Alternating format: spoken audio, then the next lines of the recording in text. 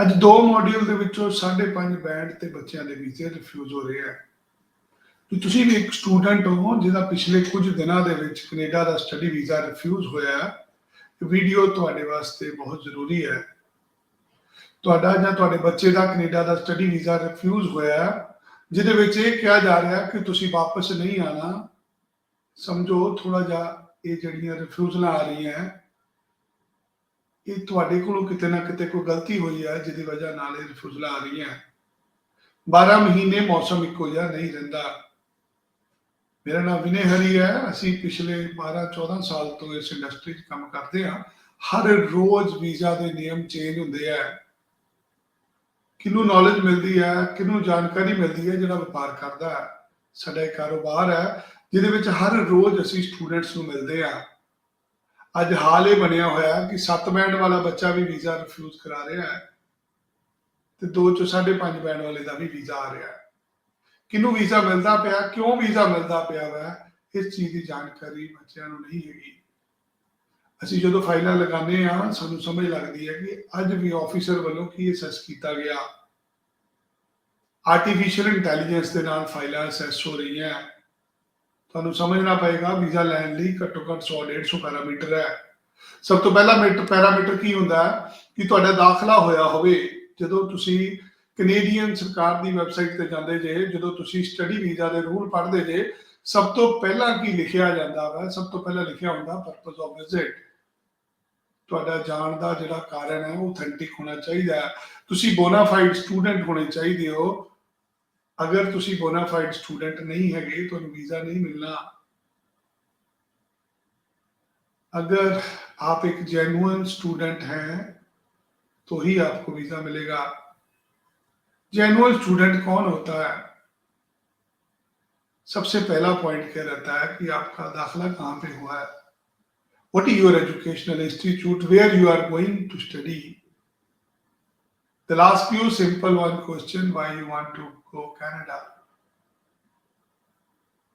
ਅੱਜ ਤੁਸੀਂ ਵੀ ਕੋਈ ਵਪਾਰ ਕਰਨਾ ਹੈ, ਕੋਈ ਕਾਰੋਬਾਰ ਕਰਨਾ ਹੈ, ਕਿਤੇ ਜਾਣਾ ਹੈ, ਸਭ ਤੋਂ ਪਹਿਲਾਂ ਦੇਖਣਾ ਹੈ ਕਿ ਜਿਹੜਾ ਬੰਦਾ ਤੁਹਾਡੇ ਕੋਲ ਆ ਰਿਹਾ ਹੈ ਕੰਮ ਵਾਸਤੇ ਉਹ ਕੌਣ ਹੈ।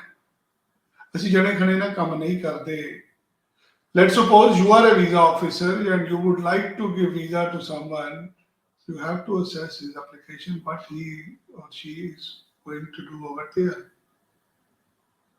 आप एक वीजा ऑफिसर हैं, आपको किसी स्टूडेंट को कनाडा जाने का वीजा देना है। सबसे पहले आप देखेंगे कि ये स्टूडेंट कहाँ पढ़ने जा रहा है। ਤੁਸੀਂ ਬਤੌਰ ਇੱਕ ਅਫਸਰ ਜਦੋਂ ਵੀਜ਼ਾ ਦੇਣਾ ਵਾ ਕਿਸੇ ਨੂੰ, ਸਭ ਤੋਂ ਪਹਿਲਾਂ ਦੇਖਣਾ ਹੈ ਕਿਹੜੇ ਕਾਲਜ ਦੇ ਵਿੱਚ ਦਾਖਲਾ ਲਿਆ ਵਾ, ਕਿਹੜੇ ਸਕੂਲ 'ਚ ਪੜ੍ਹਨ ਚੱਲਾ, ਕਿਹੜੀ ਯੂਨੀਵਰਸਿਟੀ 'ਚ ਪੜ੍ਹਨ ਚੱਲਾ ਹੈ, ਜਿਹਦੇ ਨਾਲ ਪਤਾ ਲੱਗਦਾ ਕਿ ਤੁਸੀਂ ਇੱਕ ਜੈਨੂਅਲ ਸਟੂਡੈਂਟ ਹੋ ਜਾਂ ਤੁਸੀਂ ਇੱਕ ਫਰਜ਼ੀ ਸਟੂਡੈਂਟ ਹੋ। ਮਾਫ ਕਰਨਾ, ਫਰਜ਼ੀ ਵਰਡ ਯੂਜ਼ ਕਰ ਰਿਹਾ। डिपेंड करता ਤੁਹਾਡਾ ਪਰਪਸ ਕੀ ਹੈ। ਅੱਜ ਸਟੂਡੈਂਟ ਸਾਡੇ ਕੋਲ ਪਹੁੰਚਦਾ ਉਹਦਾ ਪਹਿਲਾ ਕੁਐਸਚਨ ਕੀ ਹੁੰਦਾ, ਸਰ ਮੈਨੂੰ ਉੱਥੇ ਭੇਜਿਓ ਜਿੱਥੇ 3 साल का वर्क परमिट मिलता है। आप उस कॉलेज यूनिवर्सिटी में जाना चाहते हैं जहां पे आपको 2 साल की पढ़ाई पे 3 साल का वर्क परमिट मिलता है। ਤੁਹਾਡੀ ਮਨਸ਼ਾ ਉੱਥੇ ਜਾ ਕੇ ਕੰਮ ਕਰਨਾ ਹੈ। ਤੁਸੀਂ ਆਪਦੇ ਬ੍ਰੈਂਪਟਨ ਸਰੀ ਹੋਏ ਰਿਸ਼ਤੇਦਾਰ ਕੋ ਪਹੁੰਚਣਾ ਚਾਹੁੰਦੇ ਹੋ। ਕਿਤੇ ਨਾ ਕਿਤੇ ਤੁਸੀਂ ਜੈਨੂਇਨ स्टूडेंट नहीं होंगे जो तुसी वर्क परमिट की पाल करते हो। जब आप वर्क परमिट वाला कॉलेज लेते हैं, जब आपकी मंशा वहां जाके काम करने की होती है, आप एक जेन्युइन स्टूडेंट नहीं होते। जेन्युइन स्टूडेंट कौन होता है? Who is a genuine student who would like to study for bachelor degree. जो स्टूडेंट डिग्री में दाखिला लेता है, जो बच्चा यूनिवर्सिटी में पढ़ने जा रहा है, जिस यूनिवर्सिटी की फीस 30-35 हजार $40,000 है, अगर आपको किसी ऐसी यूनिवर्सिटी में दाखिला मिलता है जहां पे 4 साल की पढ़ाई है, 5वें साल का ऑनर्स है, तो आप वीजे के हकदार हैं। हम तो दाखिला ले रहे हैं जी 2 साल के कोर्स में। कौन सा कोर्स है ये? कभी ये कंप्यूटर का कोर्स होता है, कभी ये बिजनेस का कोर्स होता है, कभी ये होटल मैनेजमेंट का कोर्स होता है। आज अगर हमें वीजा लेना है, हमें इन कोर्सों में से बाहर निकलना पड़ेगा। ਜੇ ਤੁਸੀਂ ਅੱਜ ਕੈਨੇਡਾ ਜਾਣਾ ਚਾਹੁੰਦੇ ਹੋ, ਤੁਹਾਡਾ ਵੀਜ਼ਾ 2-4 ਵਾਰੀ ਰਿਫਿਊਜ਼ ਹੋ ਗਿਆ, ਤੁਸੀਂ ਦੁਬਾਰਾ ਵੀਜ਼ਾ ਲੈਣਾ ਹੈ, ਤੁਹਾਨੂੰ ਕਿਸੇ ਚੰਗੀ ਬੈਚਲਰ ਡਿਗਰੀ ਕਿਸੇ ਯੂਨੀਵਰਸਿਟੀ 'ਚ ਦਾਖਲਾ ਲੈਣਾ ਪਏਗਾ। ਜੇਕਰ ਵੀਜ਼ਾ ਲੈਣਾ ਹੈ ਤੁਸੀਂ ਅੱਜ ਹਰ ਬੱਚਾ ਬਰੈਂਪਟਨ ਹੀ ਜਾਣਾ ਚਾਹੁੰਦਾ ਹੈ।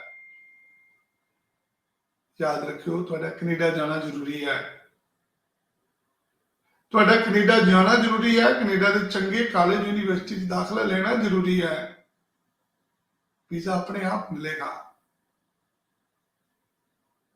ਕੈਨੇਡਾ ਦੇ ਵਿੱਚ ਬੜੇ ਛੋਟੇ ਛੋਟੇ ਸ਼ਹਿਰ ਵੀ ਨੇ, ਬਹੁਤ ਸਾਰਾ ਰੂਰਲ ਏਰੀਆ ਵੀ ਹੈ ਜਿਹਨੂੰ ਸਰਕਾਰ ਪ੍ਰਮੋਟ ਕਰਨਾ ਚਾਹੁੰਦੀ ਹੈ।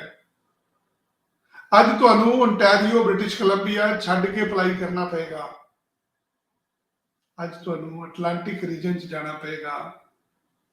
ਤੁਹਾਨੂੰ ਸਸਕੈਚੁਅਨ, ਮੈਨੀਟੋਬਾ 'ਚ ਅਪਲਾਈ ਕਰਨਾ ਪਏਗਾ। ਤੁਹਾਨੂੰ ਐਡਮਿੰਟਨ, ਕੈਲਗਰੀ ਦੇ ਵਿੱਚ ਜਾਣਾ ਪਏਗਾ। ਤੁਸੀਂ ਯੂਕੌਨ ਦੇ ਵਿੱਚ ਦਾਖਲਾ ਲੈ ਸਕਦੇ ਹੋ। ਤੁਸੀਂ ਪ੍ਰਿੰਸ ਐਡਵਰਡ ਆਈਲੈਂਡ 'ਚ ਜਾ ਸਕਦੇ ਹੋ। ਤੁਸੀਂ ਨੋਵਾ ਸਕੋਸ਼ੀਆ, ਨਿਊ ਬਰੰਸਵਿਕ ਦੇ ਵਿੱਚ ਦਾਖਲਾ ਲੈ ਸਕਦੇ ਹੋ। ਨਿਊ ਫਾਊਂਡਲੈਂਡ, ਲੈਬਰਾਡੋਰ ਦੇ ਵਿੱਚ ਪੜ੍ਹਨ ਜਾ ਸਕਦੇ ਹੋ। ਨਹੀਂ ਜਾਣਾ ਚਾਹੁੰਦੇ ਤੁਸੀਂ? ਚਾਹੁੰਦੇ ਕੀ ਹੋ ਤੁਸੀਂ ਚਾਹੁੰਦੇ ਹੋ ਤੁਹਾਨੂੰ ਵੀਜ਼ਾ ਮਿਲ ਜਾਵੇ, ਤੁਹਾਡੇ ਪਾਸਪੋਰਟ ਦੇ ਉੱਤੇ ਕੈਨੇਡਾ ਦਾ ਵੀਜ਼ਾ ਲੱਗ ਜਾਏ। ਜਦੋਂ ਤੁਸੀਂ ਕੈਨੇਡਾ ਤੇ ਉਤਰੋ, ਕੈਨੇਡਾ ਦੀ ਸਰਕਾਰ ਖੜੀ ਹੋਵੇ ਤੁਹਾਡੇ ਸਾਹਮਣੇ ਲੈ ਕੇ ਬੋਰਡ ਕਿ ਵੈਲਕਮ ਟੂ ਕੈਨੇਡਾ, ਆਓ ਸਾਡੇ ਮੁਲਕ ਦੇ ਵਿੱਚ ਆ ਕੇ 2 ਸਾਲ ਪੜ੍ਹੋ, 3 ਸਾਲ ਕੰਮ ਕਰੋ। ਬਹੁਤ ਜ਼ਿਆਦਾ ਲੋੜ ਹੈ ਤੁਹਾਡੀ ਉੱਥੇ। ਜੀ ਨਹੀਂ, ਇਦਾਂ ਨਹੀਂ ਹੁੰਦਾ। ਅੱਜ ਕੁਆਲਿਟੀ ਐਪਲੀਕੇਸ਼ਨ ਦੀ ਲੋੜ ਹੈ। ਕੁਆਲਿਟੀ ਐਪਲੀਕੈਂਟ ਕੌਣ ਹੁੰਦਾ? ਜਿਹੜਾ ਡਿਗਰੀ 'ਚ ਦਾਖਲਾ ਲੈਂਦਾ ਹੈ। ਕੁਆਲਿਟੀ ਐਪਲੀਕੈਂਟ ਕੌਣ ਹੁੰਦਾ? ਜਿਹੜਾ 4 ਸਾਲ ਨਹੀਂ 5 ਸਾਲ ਦੀ ਡਿਗਰੀ 'ਚ ਦਾਖਲਾ ਲੈਂਦਾ ਹੈ। ਵੀਜ਼ਾ ਤਾਂ ਪੜ੍ਹਨ ਦਾ ਮੰਗਦੇ ਪਏ ਆ ਤੇ ਲੱਭੀ ਵਰਕ ਪਰਮਿਟ ਜਾਂਦੇ ਆ। ਚੱਕ ਕੇ ਦੇਖ ਲਓ, ਟੋਰਾਂਟੋ ਦੇ 7-8 ਕਾਲਜ ਨੇ ਜਿਨ੍ਹਾਂ ਦੇ ਵਿੱਚ ਦੱਬ ਕੇ ਰਿਫਿਊਜ਼ਲ ਆ ਰਹੀ ਹੈ। ਮੋਰ ਦੈਨ 90% ਵੀਜ਼ਾ ਰਿਫਿਊਜ਼ ਹੋ ਰਿਹਾ। ਕਿਹੜੇ ਕਾਲਜ ਨੇ? ਇਹਨਾਂ ਦੇ ਵਿੱਚ ਸੈਂਟ ਕਲੇਅਰ ਕਾਲਜ ਹੈ, ਇਹਨਾਂ ਦੇ ਵਿੱਚ ਕੈਂਬਰੀਅਨ ਕਾਲਜ ਹੈ, ਇਹਨਾਂ ਦੇ ਵਿੱਚ ਸੂ ਕਾਲਜ ਹੈ, ਇਹਨਾਂ ਦੇ ਵਿੱਚ ਜਾਰਜੀਅਨ ਕਾਲਜ ਹੈ, ਇਹਨਾਂ 'ਚ ਨਿਆਗਰਾ ਕਾਲਜ ਹੈ। ਇਹ ਉਹ ਕਾਲਜ ਨੇ ਜਿਹੜੇ ਪਬਲਿਕ ਕਾਲਜਾਂ ਦੇ ਕੈਂਪਸ ਰਨ ਕਰਦੇ ਨੇ, ਜਿੱਥੇ ਤੁਹਾਨੂੰ 2 ਦਿਨ ਪੜ੍ਹਾਇਆ ਜਾਂਦਾ ਹੈ, ਜਿੱਥੇ ਤੁਹਾਨੂੰ ਪਾਸ ਕਰ ਦਿੱਤਾ ਜਾਂਦਾ ਹੈ। ਜੇ ਤੁਸੀਂ ਜੈਨੂਅਨ ਸਟੂਡੈਂਟ ਹੋ, ਫਿਰ ਤੁਸੀਂ ਹੰਬਰ ਕਾਲਜ ਕਿਉਂ ਨਹੀਂ ਦਾਖਲਾ ਲੈਂਦੇ? ਜੇ ਤੁਸੀਂ ਬਰੈਂਪਟਨ ਜਾਣਾ, ਫਿਰ ਸ਼ੈਰਡਨ 'ਚ ਕਿਉਂ ਨਹੀਂ ਪੜ੍ਹਨ ਜਾਂਦੇ? ਫੇਲ ਹੋ ਜਾਂਦੇ ਆ। ਕਿੰਨੇ ਕੁ ਬੱਚੇ ਆ ਜਿਹੜੇ ਜਾਰਜ ਬਰਾਊਨ ਕਾਲਜ ਪਾਸ ਕਰਦੇ ਹੋਣਗੇ? ਬਹੁਤ ਘੱਟ ਬੱਚੇ ਆ ਜਿਹੜੇ ਸੈਂਟੀਨੀਅਲ ਕਾਲਜ ਪੜ੍ਹਨ ਜਾਂਦੇ ਹੋਣਗੇ। ਸਨੇਕਾ ਕਾਲਜ ਦੇ ਵਿੱਚ ਬੱਚਾ ਜਾ ਕੇ ਖੁਸ਼ ਨਹੀਂ, ਕਿਉਂ? ਪੜ੍ਹਾਇਆ ਜਾਂਦਾ। ਨਹੀਂ ਮਿਲਣਾ ਤੁਹਾਨੂੰ ਵੀਜ਼ਾ। ਜੇ ਵੀਜ਼ਾ ਲੈਣਾ ਚਾਹੁੰਦੇ ਹੋ, ਚੰਗੇ ਇੰਸਟੀਚਿਊਸ਼ਨ, ਚੰਗੀ ਰੈਂਕਿੰਗ ਵਾਲੇ ਕਾਲਜ 'ਚ ਜਾਣਾ ਪੈਣਾ, ਚੰਗੀ ਟੌਪ ਦੀ ਯੂਨੀਵਰਸਿਟੀ 'ਚ ਜਾਣਾ ਪੈਣਾ। ਅਸੀਂ ਦਾਖਲਾ ਲੈ ਰਹੇ ਹਾਂ ਉਹਨਾਂ ਕਾਲਜਾਂ ਦੇ ਵਿੱਚ ਜਿਨ੍ਹਾਂ ਦੇ ਵਿੱਚ ਅਸੀਂ ਪੜ੍ਹਨਾ ਨਹੀਂ ਚਾਹੁੰਦੇ। ਅਸੀਂ ਚਾਹੁੰਦੇ ਹਾਂ ਸਾਨੂੰ ਲੈਂਪਟਨ ਕਾਲਜ 'ਚ ਦਾਖਲਾ ਮਿਲ ਜਾਵੇ। ਅਸੀਂ ਚਾਹੁੰਦੇ ਹਾਂ ਸਾਡਾ ਲਾਲਿਸਟ ਕਾਲਜ, ਪੰਛਾਵੇ ਕਾਲਜ 'ਚ ਦਾਖਲਾ ਹੋ ਜਾਵੇ, ਟੋਰਾਂਟੋ ਕੈਂਪਸ 'ਚ ਹੋ ਜਾਵੇ। ਅਸੀਂ ਮੇਨ ਕੈਂਪਸ 'ਚ ਨਹੀਂ ਪੜ੍ਹਨ ਜਾਣਾ ਚਾਹੁੰਦੇ। 3-4 ਪ੍ਰਾਈਵੇਟ ਯੂਨੀਵਰਸਿਟੀਆਂ ਜਿਨ੍ਹਾਂ 'ਚ ਦੱਬ ਕੇ ਐਪਲੀਕੇਸ਼ਨ ਲੱਗਦੀ ਵੀ ਹੈ। 1 'ਚ 5 ਤੇ ਵੀ ਆ ਜਾਓ, 2 'ਚ 5 ਤੇ ਵੀ ਆ ਜਾਓ। ਤੁਹਾਨੂੰ ਪਤਾ ਸਸਕੈਚੁਅਨ ਪੋਲੀਟੈਕਨਿਕ ਦੀ ਕੀ ਰਿਕੁਆਇਰਮੈਂਟ ਹੈ?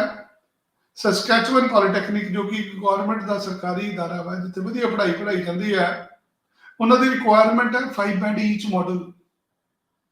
ਤੁਸੀਂ ਹੁਣੇ ਗੂਗਲ ਤੇ ਜਾ ਕੇ ਵੈਬਸਾਈਟ ਚੈੱਕ ਕਰਨੀ ਕਿ 6.5 ਬੈਂਡ ਓਵਰਆਲ ਚਾਹੀਦੇ ਹੈ ਸਸਕੈਚੁਅਨ ਪੋਲੀਟੈਕਨਿਕ ਨੂੰ, 5 ਬੈਂਡ ਈਚ ਚਾਹੀਦੇ ਆ। ਇਹੋ ਜਿਹੇ ਮੌਕੇ ਤੁਸੀਂ ਆਪ ਦਾ 2 'ਚ 5.5, 1 'ਚ 5.5 ਦਾ ਵੀਜ਼ਾ ਰਿਫਿਊਜ਼ ਕਰਾ ਰਹੇ ਹੋ। ਤੁਸੀਂ ਚਾਹੁੰਦੇ ਹੋ ਤੁਹਾਡਾ 1 'ਚ 5.5 ਹੈ, 2 'ਚ 5.5 ਦਾ ਵੀਜ਼ਾ ਲੱਗੇ, ਤੁਹਾਨੂੰ ਕਿਸੇ ਰਿਮੋਟ ਏਰੀਏ 'ਚ ਜਾਣਾ ਪੈਣਾ, ਕਿਸੇ ਚੰਗੇ ਇੰਸਟੀਚਿਊਸ਼ਨ ਦੇ ਵਿੱਚ ਦਾਖਲਾ ਲੈਣਾ ਪੈਣਾ। ਅਲਬਰਟਾ ਸਟੇਟ ਦੇ ਵਿੱਚ ਮਕੀਵਨ ਯੂਨੀਵਰਸਿਟੀ 'ਚ ਅਪਲਾਈ ਕਰ ਲਓ, ਜਿਹਦੀ ਰਿਕੁਆਇਰਮੈਂਟ 5.5 ਬੈਂਡ ਈਚ ਮੋਡਿਊਲ ਦੀ ਹੈ। ਤੁਸੀਂ ਪ੍ਰਿੰਸ ਐਡਵਰਡ ਆਈਲੈਂਡ ਦੇ ਵਿੱਚ ਹਾਲੈਂਡ ਕਾਲਜ 'ਚ ਅਪਲਾਈ ਕਰ ਲਓ, ਜਿਹਦੀ ਰਿਕੁਆਇਰਮੈਂਟ 5.5 ਬੈਂਡ ਈਚ ਦੀ ਹੈ। ਕਈ ਤਰ੍ਹਾਂ ਦੇ ਕਾਲਜ ਹੈ, ਕਈ ਤਰ੍ਹਾਂ ਦੀਆਂ ਯੂਨੀਵਰਸਿਟੀਆਂ। ਤੁਹਾਡੇ 6 ਚ ਨਹੀਂ ਆ ਰਹੇ, ਤੁਸੀਂ ਇਹੋ ਜਿਹੇ ਇੰਸਟੀਚਿਊਸ਼ਨ 'ਚ ਅਪਲਾਈ ਕਰਨਾ ਜਿਹੜਾ ਕੁਆਲਿਟੀ ਐਪਲੀਕੇਸ਼ਨ ਲੈਂਦਾ। ਤੁਸੀਂ ਯੂਨੀਵਰਸਿਟੀ ਆਫ ਮੈਨੀਟੋਬਾ 'ਚ ਅਪਲਾਈ ਕਰ ਲਓ, ਜਿੱਥੇ 6.5 ਬੈਂਡ ਓਵਰਆਲ ਚਾਹੀਦੇ ਆ, 5.5 ਬੈਂਡ ਈਚ ਚਾਹੀਦੇ ਆ। ਹੋਰ ਕਈ ਯੂਨੀਵਰਸਿਟੀਆਂ ਜਿਹੜੀਆਂ 1 'ਚ 5.5, 2 'ਚ 5.5 ਤੇ ਵੀ ਦਾਖਲਾ ਲੈ ਲੈਂਦੀਆਂ। ਤੁਸੀਂ ਮਕੀਵਨ ਯੂਨੀਵਰਸਿਟੀ ਦੇ ਵਿੱਚ 6 ਬੈਂਡ ਓਵਰਆਲ 5 ਬੈਂਡ ਈਚ ਤੇ ਵੀ ਐਪਲੀਕੇਸ਼ਨ ਦੇ ਸਕਦੇ ਹੋ। ਤੁਸੀਂ ਐਡਮਿੰਟਨ ਦੇ ਵਿੱਚ ਕਨਕੋਡੀਆ ਯੂਨੀਵਰਸਿਟੀ 'ਚ 6 ਬੈਂਡ ਓਵਰਆਲ 5.5 ਬੈਂਡ ਈਚ ਤੇ ਦਾਖਲਾ ਲੈ ਸਕਦੇ ਹੋ। ਅਸੀਂ ਨਹੀਂ ਜਾਣਾ ਚਾਹੁੰਦੇ। ਅਸੀਂ ਚਾਹੁੰਦੇ ਹਾਂ ਕਿ ਸਾਨੂੰ ਟੋਰਾਂਟੋ ਜਾਂ ਸਰੀ ਦੇ ਵਿੱਚ ਹੀ ਦਾਖਲਾ ਮਿਲ ਜਾਵੇ। ਜੇਕਰ ਤੁਹਾਡਾ ਵੀਜ਼ਾ 1 ਚ 5.5 ਜਾਂ 2 ਚ 5.5 ਕਰਕੇ ਰਿਫਿਊਜ਼ ਹੋਇਆ ਜਾਂ ਤੁਹਾਡਾ 7 ਬੈਂਡ ਦੇ ਨਾਲ ਵੀ ਰਿਫਿਊਜ਼ ਹੋਇਆ, ਯਾਦ ਰੱਖਿਓ ਤੁਹਾਡਾ ਵੀਜ਼ਾ ਸਿਰਫ ਔਰ ਸਿਰਫ ਕਾਲਜ ਦੀ ਗਲਤ ਚੋਣ ਕਰਕੇ ਰਿਫਿਊਜ਼ ਹੋ ਰਿਹਾ। ਕਿੰਨਾ ਪੁਰਾਣਾ ਹੈ ਤੁਹਾਡਾ ਕਾਲਜ ਯੂਨੀਵਰਸਿਟੀ ਜਿੱਥੇ ਤੁਸੀਂ ਅਪਲਾਈ ਕੀਤਾ, ਉਹਦਾ ਆਊਟਕਮ ਕੀ ਹੈ, ਕਿੰਨੇ ਬੱਚੇ ਉੱਥੇ ਪੜ੍ਹਦੇ ਪਏ ਆ, ਕਿੰਨੀ ਵੱਡੀ ਉਸ ਕਾਲਜ ਦੀ ਲਾਇਬ੍ਰੇਰੀ ਹੈ। ਕਿਤੇ ਇਦਾਂ ਤਾਂ ਨਹੀਂ 2-4 ਕਮਰਿਆਂ ਦੇ ਵਿੱਚ ਹੀ ਉਹ ਕਾਲਜ ਚੱਲਦਾ ਹੋਵੇ। ਪਾਸ ਆਊਟ ਰੇਸ਼ੋ ਕੀ ਹੈ, ਕੀ ਉਸ ਕਾਲਜ ਚੋਂ ਬੱਚੇ ਪਾਸ ਹੋ ਰਹੇ ਆ, ਬਹੁਤ ਕੁਝ ਮੈਟਰ ਕਰਦਾ। ਜਦੋਂ ਤੁਹਾਨੂੰ ਕਿਸੇ ਆਫੀਸਰ ਨੇ ਵੀਜ਼ਾ ਦੇਣਾ, ਉਹਨੇ ਤੁਹਾਨੂੰ ਨਹੀਂ ਵੀਜ਼ਾ ਦੇਣਾ, ਉਹਨੇ ਇੱਕ ਕਾਲਜ ਨੂੰ ਵੀਜ਼ਾ ਦੇਣਾ। There is one DLI. If you would like to study in Canada, you have to opt one DLI. While choosing DLI, you have to be careful what kind of course you are going to do there. ਅਸੀਂ arts 'ਚ ਪੜ੍ਹੇ ਹਾਂ ਜੀ, arts 'ਚ course ਨਹੀਂ ਹੁੰਦਾ। ਤੁਹਾਨੂੰ ਪਤਾ ਆਰਟਸ ਦੇ ਦੁਨੀਆ ਦੇ ਬੈਸਟ ਕਾਲਜ ਕਿੱਥੇ ਨੇ? ਵਰਲਡ ਦੇ ਬੈਸਟ ਆਰਟਸ ਦੇ ਕਾਲਜ ਕੈਨੇਡਾ 'ਚ ਨੇ। ਤੁਸੀਂ ਵੈਨਕੂਵਰ ਫਿਲਮ ਸਕੂਲ 'ਚ ਦਾਖਲਾ ਲਓ, ਤੁਸੀਂ ਟੋਰਾਂਟੋ ਫਿਲਮ ਸਕੂਲ 'ਚ ਦਾਖਲਾ ਲਓ, ਵੀਜ਼ਾ ਰਿਫਿਊਜ਼ ਨਹੀਂ ਹੋਣਾ। ਤੁਹਾਨੂੰ ਪਤਾ ਦੁਨੀਆ ਦੇ ਟੌਪ 10 ਜਿਹੜੇ ਫਿਲਮਾਂ ਬਣਦੀਆਂ ਉਹਨਾਂ ਦੇ ਵਿੱਚ ਜਿਹੜੇ ਟੌਪ 10 ਆਰਟਿਸਟ ਨੇ ਉਹ ਵੈਨਕੂਵਰ ਫਿਲਮ ਸਕੂਲ 'ਚੋਂ ਜਾਂਦੇ ਨੇ। ਅੱਜ ਦੁਨੀਆ ਦਾ ਰਿਨਾਊਂਡ ਫਿਲਮ ਸਕੂਲ ਆਰਟਸ ਦੀ ਪੜ੍ਹਾਈ ਹੈ ਜਿਹੜੀ ਉਹ ਵੈਨਕੂਵਰ ਦੇ ਵਿੱਚ ਪੜ੍ਹਾਈ ਜਾਂਦੀ ਹੈ।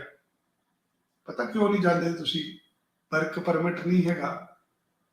ਸਰ ਜੀ ਅਸੀਂ ਵਰਕ ਪਰਮਿਟ ਵਾਲੇ ਕਾਲਜ 'ਚ ਜਾਣਾ, ਚਲੇ ਜਾਓ ਤੁਸੀਂ ਵਰਕ ਪਰਮਿਟ ਵਾਲੇ ਕਾਲਜ। ਉਹ ਆ ਕੇ ਮਾਰੀ ਤੁਹਾਡੀ ਐਪਲੀਕੇਸ਼ਨ ਦੇਖੋ, ਚੱਕ ਕੇ ਅਗਲਿਆਂ ਨੇ ਸਵਾਰ ਕੇ ਤੁਹਾਨੂੰ ਰਿਫਿਊਜ਼ਲ ਦਿੱਤੀ ਕਿ mister your visa is refused under R216/1। Check ਕਰਦੇ ਸਰ ਜੀ 216 ਚ ਰਿਫਿਊਜ਼ ਹੋਇਆ। ਉਹ ਭਾਈ ਵੀਜ਼ਾ ਰਿਫਿਊਜ਼ ਹੋ ਗਿਆ ਕਿਉਂਕਿ ਕਾਲਜ ਗਲਤ ਲਿੱਤਾ ਸੀ।